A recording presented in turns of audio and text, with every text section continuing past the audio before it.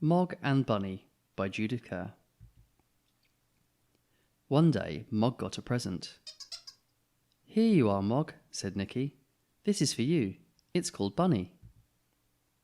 Mog liked Bunny, and she carried it about, and she played with him and played with him, and played and played and played with him. He was her best thing. When Mog came to have her supper, Bunny came too.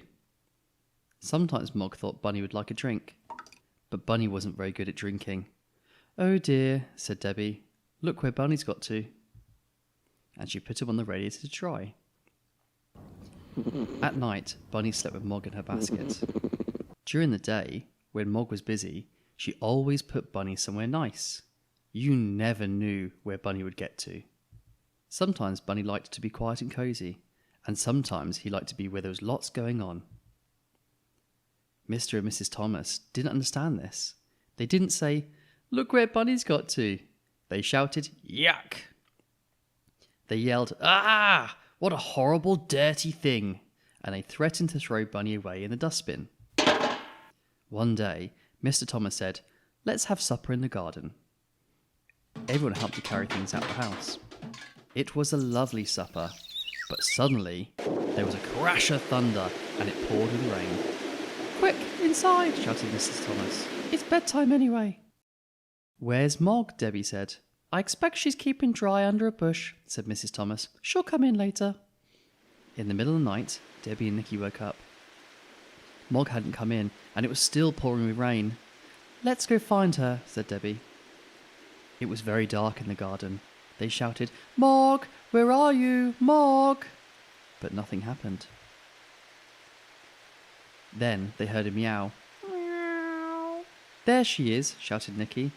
"Come on, Mog. Come inside." But Mog just went sitting in the rain. It was dripping off her nose. "What's the matter, Mog?" said Debbie. Then she said, "Oh dear, look where Bunny's got to." Nicky picked up Bunny and showed him to Mog. "It's all right, Mog," he said. "We've set Bunny free. You can come inside now."